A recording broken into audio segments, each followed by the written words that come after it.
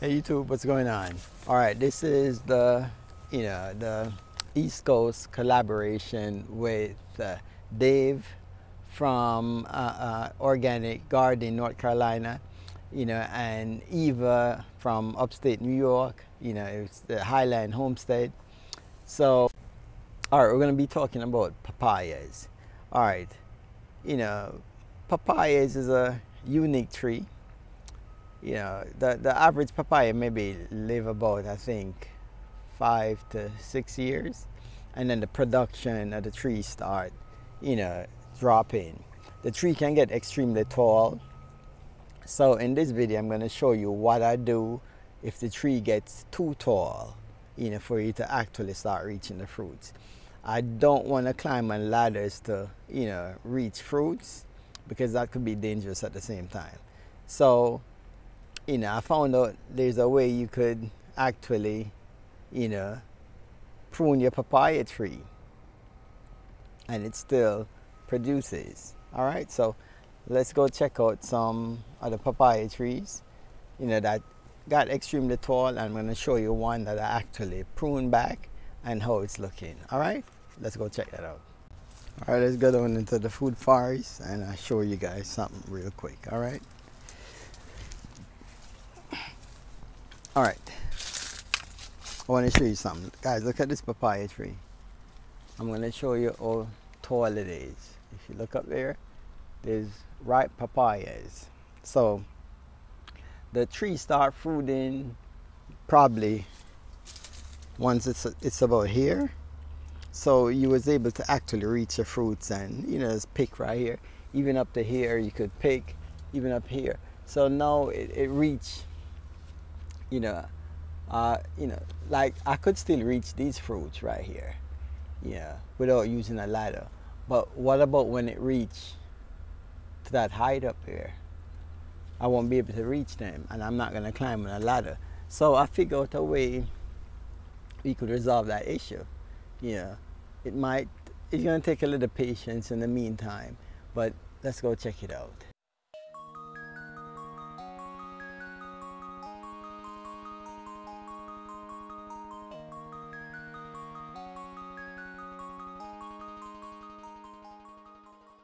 Alright, so guys, this is what I want to show you. Look, this papaya tree was the same size as or even taller. It maybe went up like almost 20 feet in the air. What I did was to prune it back right here. I cut it off right here so I could still reach, and this is what happened.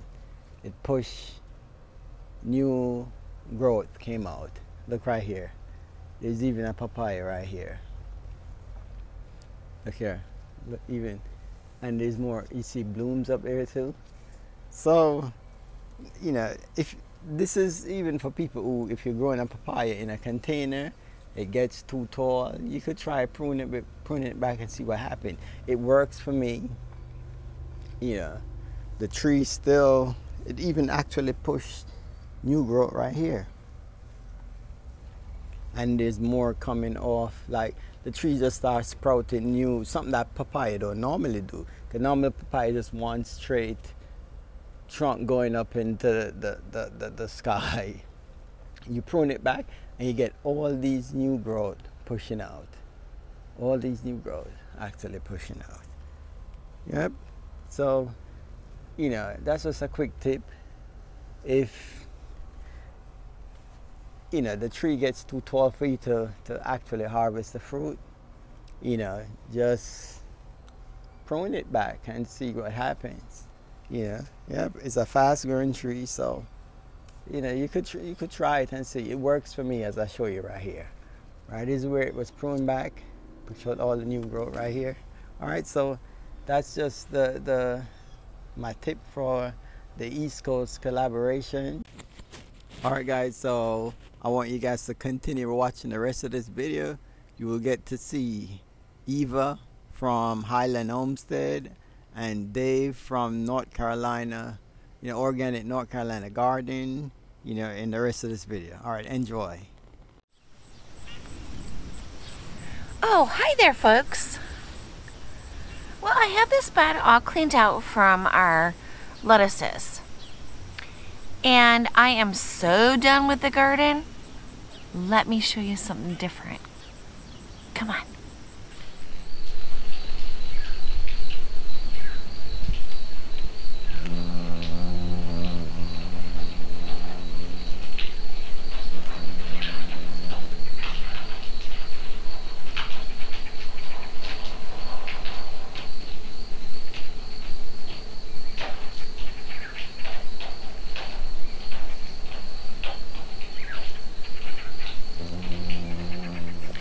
Well, wasn't that neat to see? Hi, I'm Eva from Highland Homestead, and I want to talk a little bit about our herb garden. This is a peppermint balsam. It grows lovely, lovely flowers, and I'm really excited. I don't know how to harvest the seeds yet. I'll have to look into that. But I got this from Baker Creek, and what I usually do is these flowers are gonna go all the way up, you guys, all the way up here. But what I do is I take these leaves off, you rub them, and then you can smell the peppermint, okay? It's a very light smell. This is one herb I'm trying this year because I like the peppermint. It is also good in vitamin C and E. This year, we're trying a lot more herbs, and I'll be doing a lot more with the herbs. But I wanted to try this herb here. See if I could grow it over winter. I will be using that raised bed that you saw over there that I got rid of my lettuce from, and putting all of my herbs in there to season over for the winter time. This is just one out of many herbs that we've been planting. I will put a link up here for the soil that we used. I will be using this for oils and also for teas and drinks, or cocktails as you would say. So let me show you the rest of the herbs.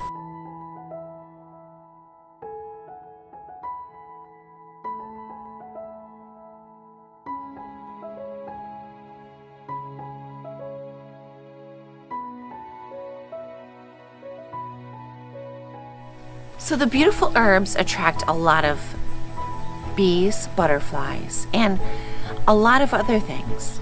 But the most important thing that I think herbs will contribute to, herbs that we will have to either put in to spices or for medicinal use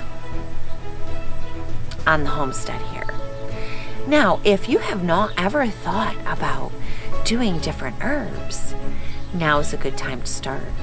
Thank you, Dan and Dave, for sharing our East Coast collaboration today.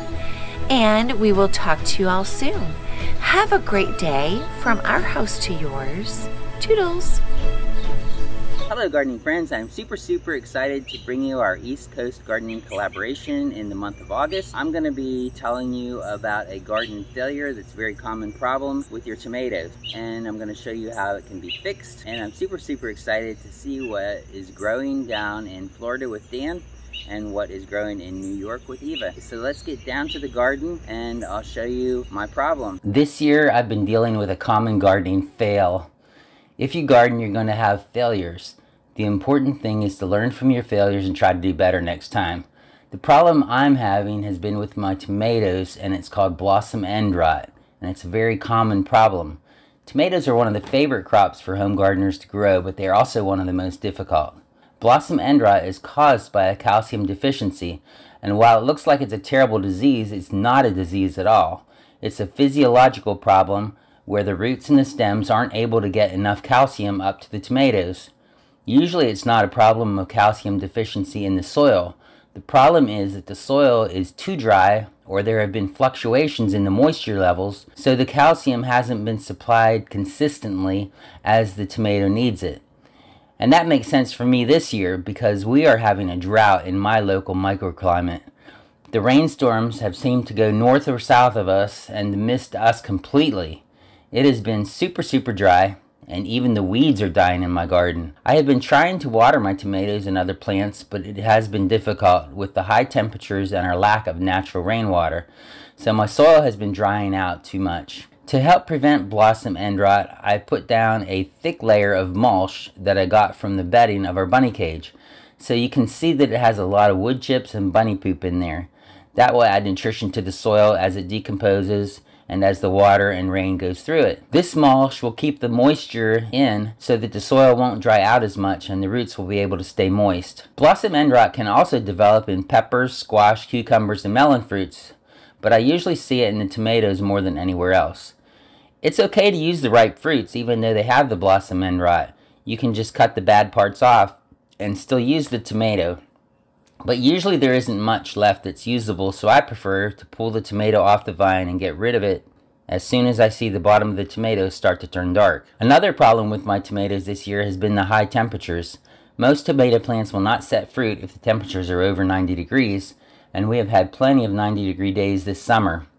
We also get a lot of blight here, but my tomato plants seem to be doing fairly well with that. And that's probably because it has been so dry. So if they do last until the weather starts cooling off, I should get some late season tomatoes. One thing that I've done right this year is that I took these winter sowing containers that I started my seeds in, and I've used them to give the tomato plants more water.